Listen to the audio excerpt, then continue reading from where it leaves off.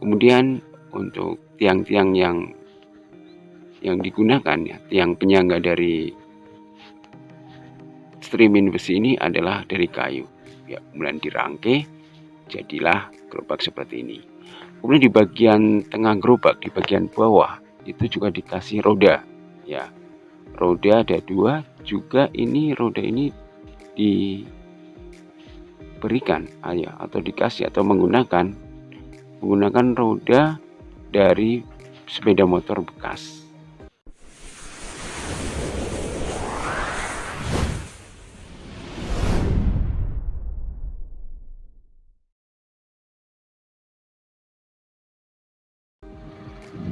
Assalamualaikum warahmatullahi wabarakatuh. Ya, baik para pecinta bebek, kembali Bebek Peterul Official akan mereview sebuah gerobak bebek sesuai dengan janji saya yang kemarin, karena ada yang meminta saya harus mereview dari gerobak bebek tersebut. Ya, tapi sebelum itu kita coba review. Ya, kita coba lihat, kita bandingkan, kita mencoba untuk melihat. Ada 3 contoh gerobak bebek yang saya tampilkan di video ini. Jadi yang pertama tampak sederhana, dan yang kedua cukup lebih dari sederhana, dan yang ketiga cukup bagus. Ya, dari 3 ini ada, kalau kita amati, ada beberapa kesamaan ya, dari desain dan juga bagian-bagian apa yang memang dari ketiga contoh ini sama, dan bahkan terutama fungsinya hampir sama ya. Jadi kalau kita lebih jauh, kita lihat lebih dekat bahwa gerobak ini terdiri dari beberapa bagian ya. Kita coba dari bagian depan ya. Bagian depan ini adalah terdiri dari roda kecil ya. Ini biasanya digunakan dari roda sepeda motor bekas ya. Daerah depan ini, roda ini berguna untuk memperlancar atau mempercepat ya laju dari gerobak ini apabila kita tarik dengan sepeda motor ya. Bagian depan ini ada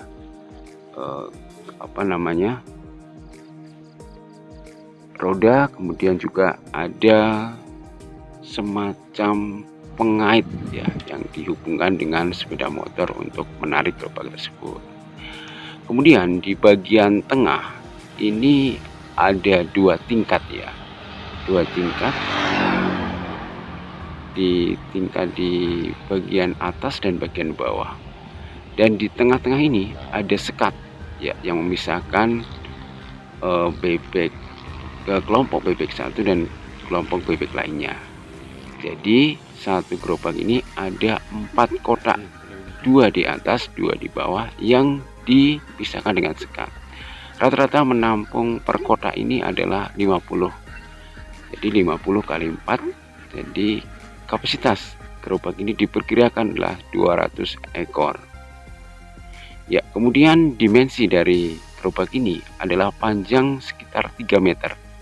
Kemudian lebarnya 1,5 dan tingginya adalah 1 meter.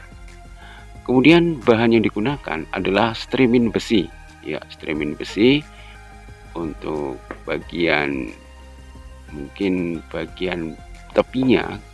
Kemudian untuk tiang-tiang yang digunakan ya, tiang penyangga dari strimin besi ini adalah dari kayu ya. Kemudian dirangkai, jadilah gerobak seperti ini. Kemudian di bagian tengah gerobak, di bagian bawah itu juga dikasih roda ya. Roda ada 2, juga ini roda ini diberikan ya, atau dikasih atau menggunakan roda dari sepeda motor bekas ya. Jadi tidak perlu baru, tapi sepeda motor yang bekas yang tidak dipakai kita gunakan untuk roda dari gerobak tersebut. Kemudian dari depan sudah, dari tengah sudah, kemudian dari belakang ya. Dari belakang ini adalah pintu keluar masuknya dari bebek tersebut. Jadi begitu pintu belakang ini dibuka ya, bebek sebelum kita angonkan kita masukkan lewat pintu ini ya. Ada pintu di bagian bawah untuk bebek yang di tingkat bawah, kemudian pintu yang menuju ke atas inilah untuk bebek yang berada di tingkat yang kedua ya. Di dekat pintu ini ada seperti tangga ya. Tangga ini adalah menghubungkan gerobak tingkat gerobak atau kotak di bagian bawah ini untuk naik bebek ini ke tingkat kedua. Jadi ketika sudah penuh di bagian bawah, misalnya sudah terisi 100, kemudian bebek ini akan naik ya, akan diarahkan naik ke atas sekitar 100 ekor. Nah, setelah bebek masuk semua, baru kita pasang sekatnya di bagian tengah ya. Sekat ini biasanya terbuat dari mungkin triplek yang agak tebal ya. Jadi kita pasang sekat ini untuk memisahkan bebek ini agar tidak tercampur terlalu banyak ya. Jadi dipisahkan 50 kali 4 sekitar 200-an ekor bebek. Ini tujuannya biar tidak terlalu penuh ya, dan bebek ini tidak menggerombol di satu kotak tersebut.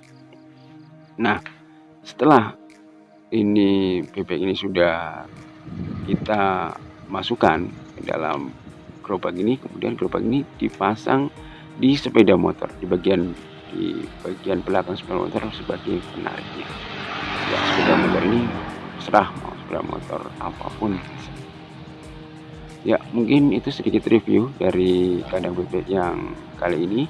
Bila kurang jelas bisa komen di kolom komentar, dan apabila informasi ini bermanfaat silahkan klik subscribe dan juga tanda lonceng agar teman-teman tidak ketinggalan dan update dari channel ini. Sampai ketemu di video berikutnya.